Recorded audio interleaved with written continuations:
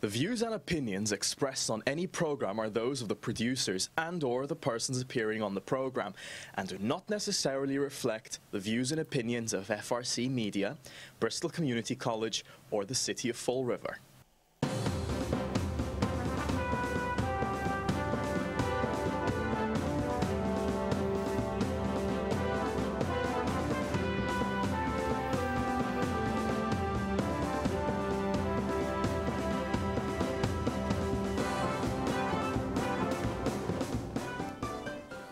Well, hello. Welcome to Spindle City Straight Talk. I'm Chip. And I'm CJ. And it's Monday in the Riv. Yeah, we're having a wonderful day so far. Oh, yeah. And it's the typical Riv. Suspect sought after early morning stabbing robbery on Tuttle Street.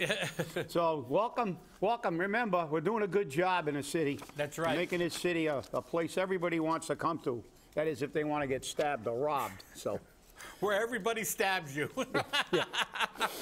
Yeah. It's not like Cheers.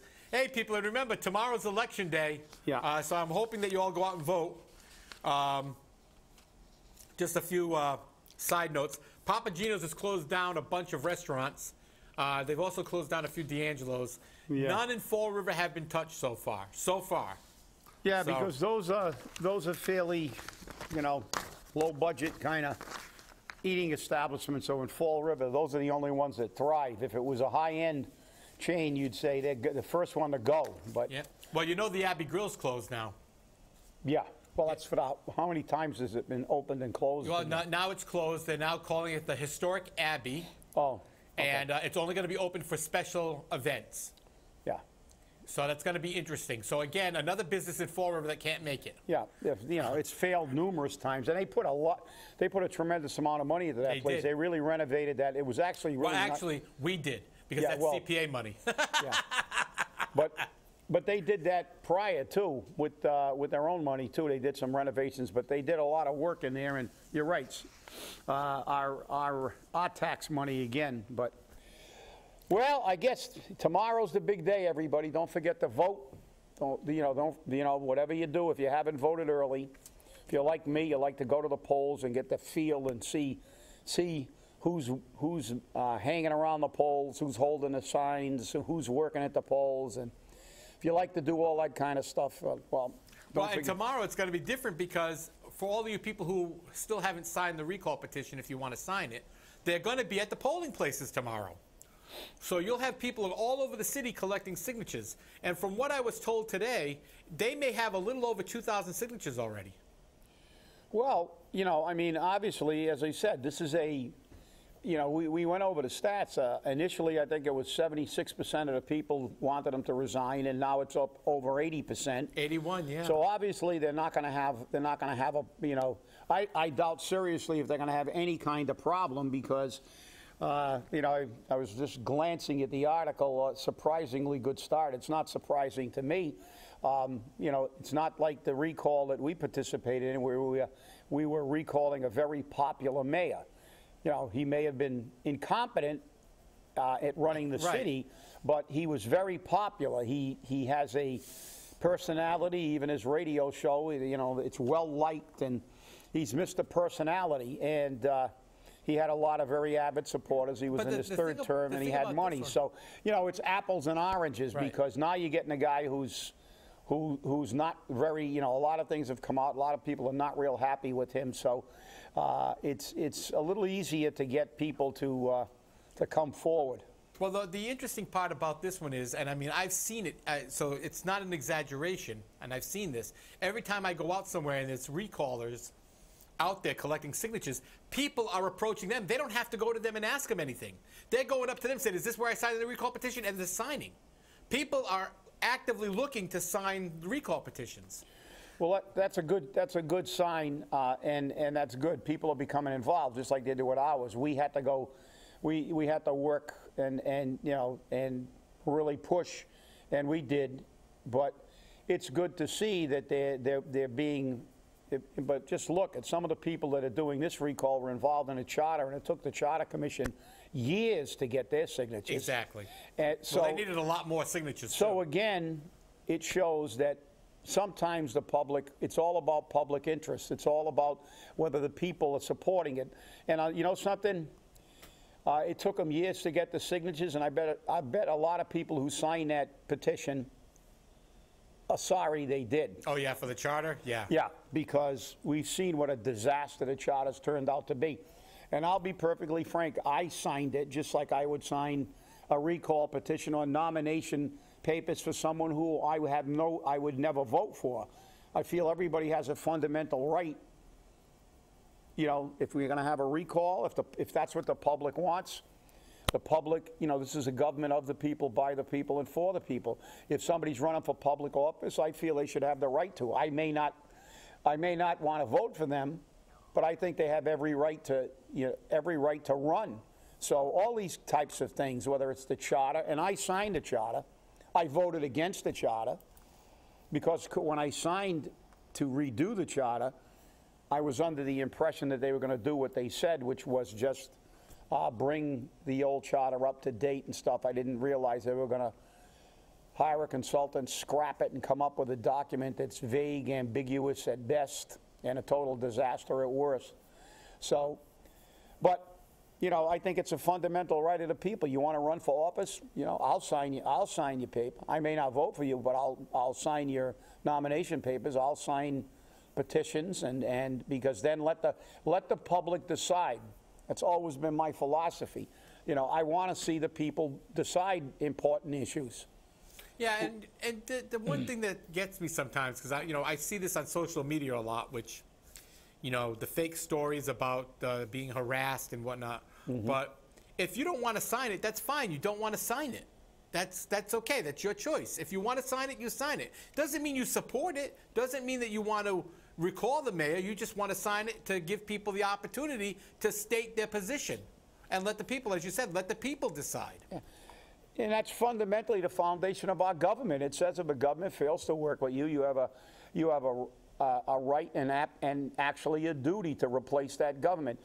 And this is why I said I have absolutely no, and there have been many times I've signed nomination papers for people I had no intention. But the way I look at it is some of the people that you know, everybody has a right. If they're qualified to run for office, they have a right to run. Let the people decide. And you know something? You may find somebody that runs for office that you agree with virtually 99%, you disagree, rather, 99% of every position they take. But during the process, they might come up with one really good idea. And that's the thing, dialogue. Dialogue creates movement. Dialogue creates positive change. This baloney of everybody has to agree with the mayor, everybody has to march in lockstep. I've always said, the only time they march in lockstep is when they're doing the goose step, because everybody is under a dictatorship. And for those of you who don't know your history, some of the most contentious debate that ever took place was in our Continental Congress and in the meetings up to, through, and even after the Revolutionary War, which created this nation.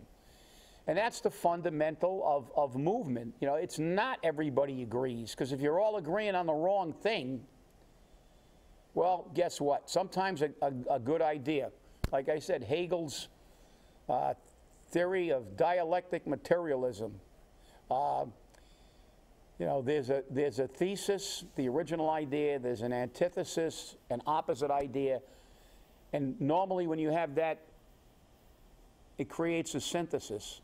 A combination of the two ideas, a better idea, a more functional idea. That's what moves history, and Hegel was a historian. That's what moves people forward. Healthy debate. That's why I love the House of Commons. I love people getting up and vigorously. Our Florida City Council is almost like that. Well, it's getting there. It's getting there. But actually, if you look at the House of Commons, they're actually debating issues. You know, it's not just you stole a cookie too. You know, you're attacking my pal. But no, it's you know, it's part of the process. And people who go, well, you don't, as you said. You don't want to sign a recall petition. But I disagree. And that's why I see this kind of bipolar disorder here when I see the mayor saying, I'll sign it, and I think he was right. He signed our petition. Yeah. It never got turned in because somebody lost it. But we didn't. But the fact is, he signed our petition, and I gave him kudos for that. I said, you know, it's nice to see. He said he disagreed with it. He was going to vote for Mayor Flanagan. At the time, they were friends. That was before the dashboard and the gun. But he said, I think everybody has a right. The people have a right to speak, and you're right. And now when I see him say, I'm going to sign the petition, but I don't want anybody else to sign it, that's kind of a contradiction. It's kind of like the purple bags. This is a money grab. When he supported the purple bags, it wasn't a money grab. So you can't do that. You don't have, you know, you can't have your cake and eat it too. You take a position, and that's your position. So, and I think his position was you know, his personal position. I don't know if that was, you know, to me that smacks of political opportunism, because he's going to sign it and make this grandiose gesture. He still hasn't signed it. Because it's the right thing to do, and he may, especially after today's show. But he may sign it as he did with ours. But then to turn around and tell everybody else to say, don't sign it. No. He's preparing to run for re-election if it goes forward, so why tell him not to sign? Everybody should sign. Supporters of his supporters and people who are not his supporters, because then it will truly be democracy, because then the people will decide, the voters will decide. So I don't understand why anybody, you know, it's not like, you know, I support the mayor, so I'm not going to sign a recall. By all means, sign a recall and then work your butts off to get him reelected. That's the process. Don't try to deny the people their right to speak. You know, at least that's my opinion anyway. Well, you know, that's the big problem. You know, this whole scenario, they're running around screaming, you know, he's innocent until proven guilty, so he should be able to stay in office. It has nothing to do with guilt or innocence. It has to do with his effectiveness as a mayor. Is a business in Fall River going to support his actions? Just look, the Chamber of Commerce isn't even taking a position. Yeah, you know, when they want something, they take a gutless position. wonders. Yeah. Yeah, well, of course, I wouldn't take a position either. When I got a city that continues to dump their taxes on us. Right. You know, they reduce their tax factor and impose that on a residential taxpayer in a city, yet then they oppose minimum wage increases. They oppose everything that will help the people in Fall River who make nothing. And they always use, well, it's going to put us out of business. Well, guess what? How can you stay in business when people don't have any money? You got Papa Gino's going out of business, you know, in some communities. Why? Not enough money. You know, they proved that why did the Great Depression get cured? The city, the country, everything. Jobs. They created. Yeah, well, people say, oh, well, you know, Franklin Delano Roosevelt cured the Depression. No, he didn't. A thing called World War II cured the Depression.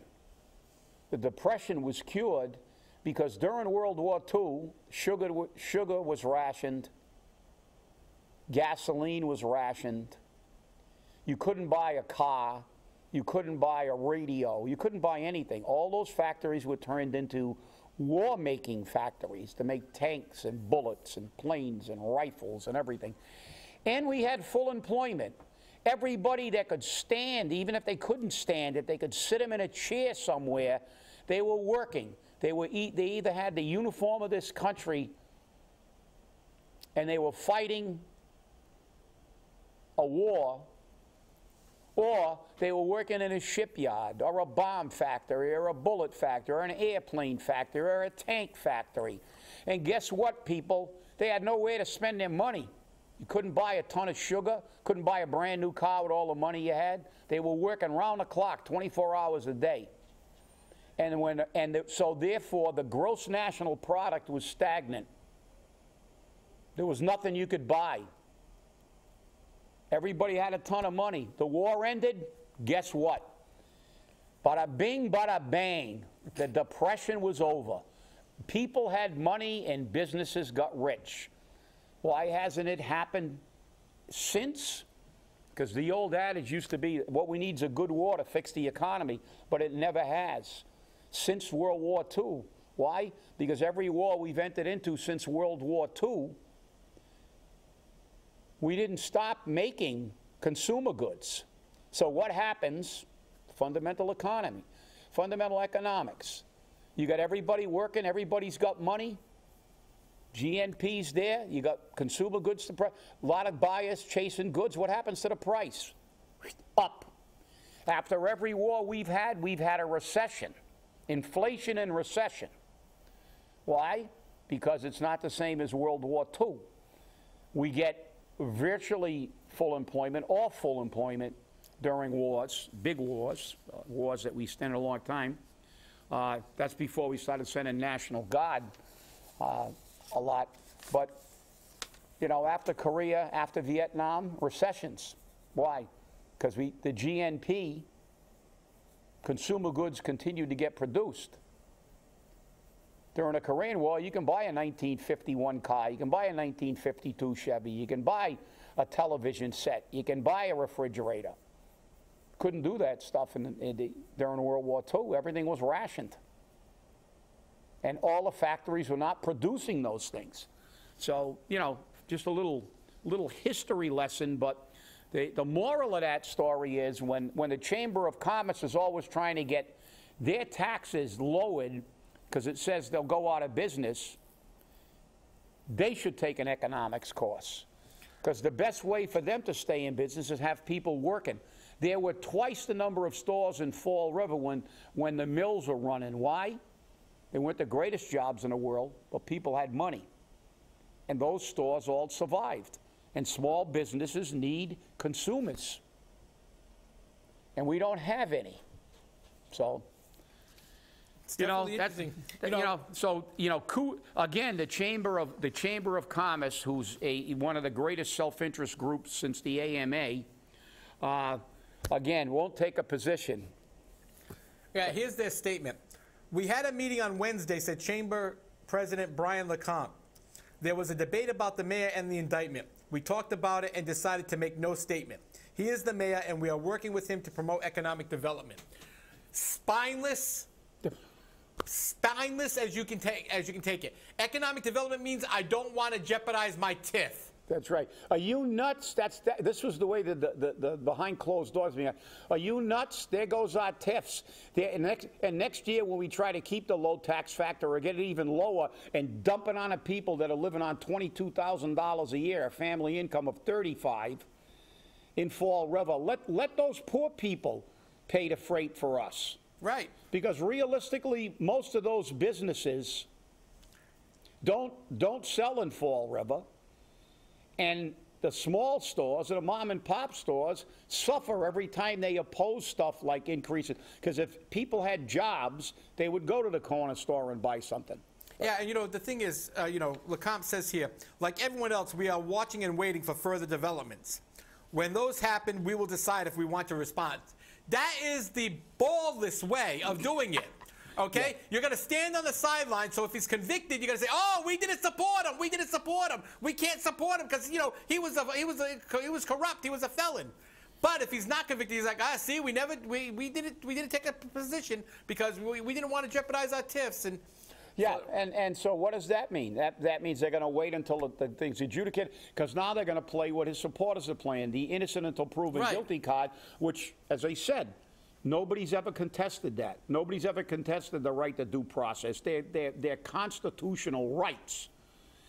So, but how they can stand there, and I'm sure that 90% of his supporters wanted to hang Kavanaugh make him walk the plank or hang him from the yacht on. He was guilty until proven innocent, and in the court of public opinion, anybody that's accused now by certain groups is automatically guilty, and they're forced to leave their positions. And they do because they want to save their businesses. But the reality is they still can't grasp the fact that if you're the DA and you get charged with murder, you can't be the DA. If you're, as I said, if you run a daycare center and you get charged with child molestation, I mean, you know, there goes your daycare center. You shouldn't be there anyway. And the reality is, and the chief executive officer of a city, especially a city in the financial condition Fall River is in, to have a mayor like this, the perception is important as the performance. Nobody wants to come to Fall River. They don't want to come under the best of circumstances. And now you got somebody that doesn't have enough time to step away. And again, we're going to have that discussion. You know, rumors are afoot. There are going to be more subpoenas coming down. And what happens if some more people from the administration and appointees get subpoenaed? We're going to continue to pay them their full pay and not get any service from them, rather than him step down? What happens if they wipe out the entire upper echelon of the city? What happens if they serve the entire financial team of the city of Fall River? What happens if they serve Judge Macy? What happens if they serve all these people? They're all going to be on paid leave because they can't have contact with them because they're now witnesses, and we're going to pay their salaries, and the city can just sit there and wallow and pay another person to do those jobs. That's right, so because he's not going to do the job. Right. We all know that he was virtually missing. He may have more time off than, what's his name in Providence there, Alorza, who spent 140 some days out of the city last year. So, I mean, everybody said he was virtually nowhere to be found most of the time for the last 6 months, so you know he's not running the city. And that's a big question. If he's not running the city, who is? Is Chief of Staff? Kathy Ann? You know, who's running the city? And then when you look at the fact that they're now saying, well, when the mayor's away, he's you know, close by. He can be reached by phone, and he can be back here within 1 day. And, you know, you're getting paid to do a job. Be here and do the job. Look, there actually is there's actually a law. Right.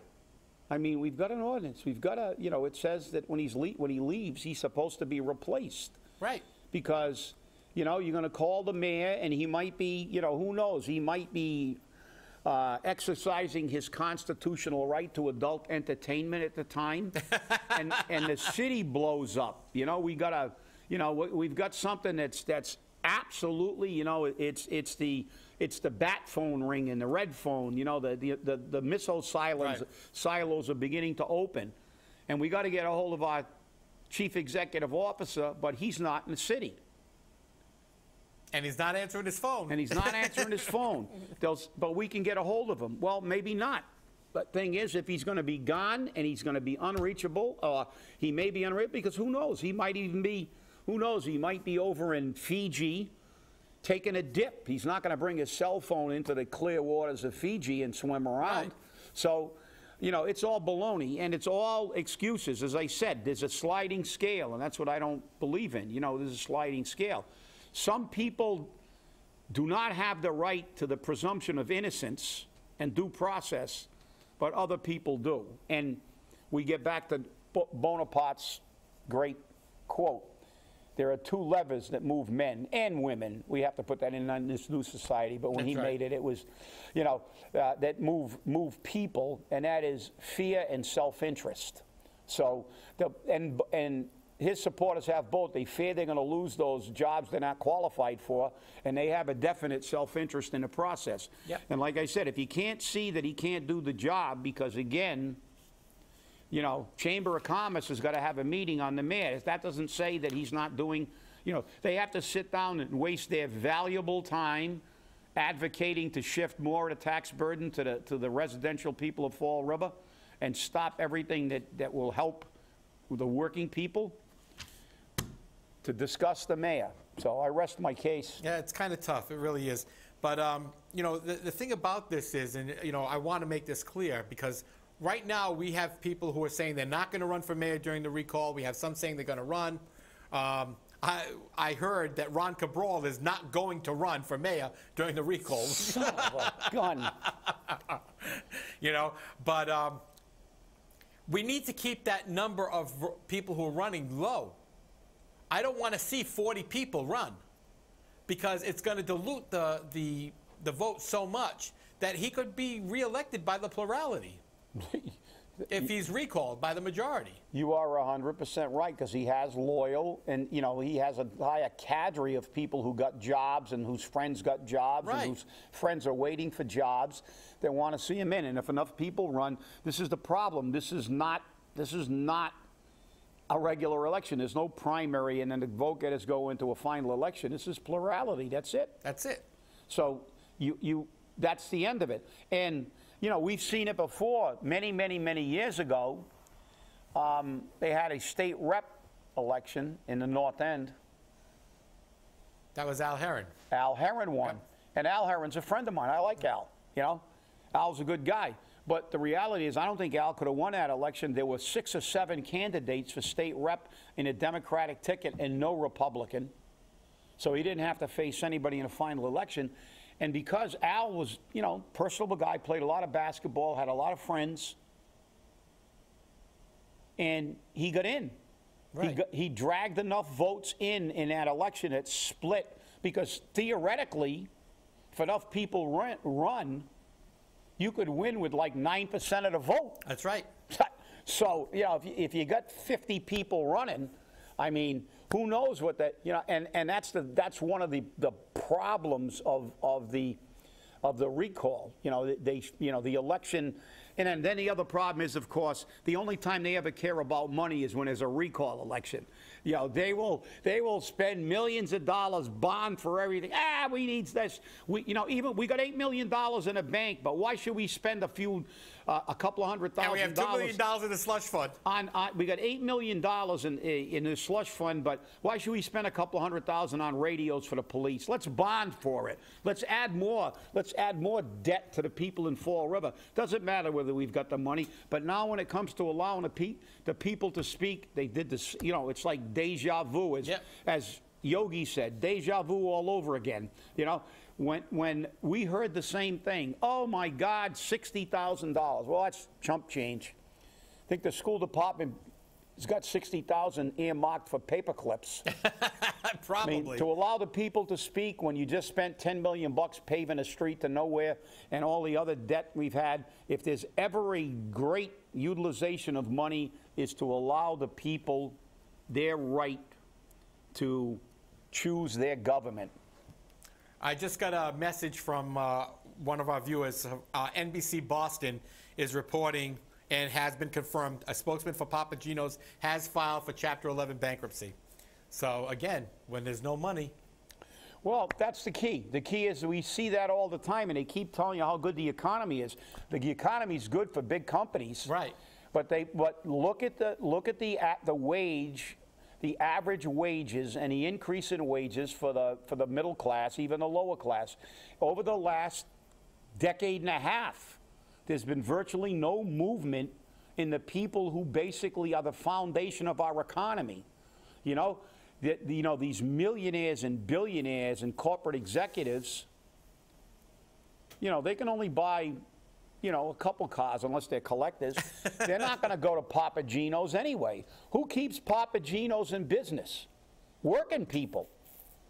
And if you can't get a pay raise and you can't get anything, and you stop going to Papa Gino's. You go down to the market and buy a frozen pizza. Papa Gino's is now available frozen. Well, I don't know. Maybe it's me. Maybe some people like frozen pizza. To me, it tastes like cardboard, but that's okay. I mean, but that's what happens. Yep. So, hey, too bad about it. And remember, stay off Tuttle Street. There was a stabbing and a robbery. And again. Remember, tomorrow is election day. Tomorrow, by all means, please, vote. Vote. Get your friends to vote. Hey, your voice can only be heard if you make an X. That's it. Hey, have a great day, and we'll see you on Wednesday. Oh, that ought to be fun.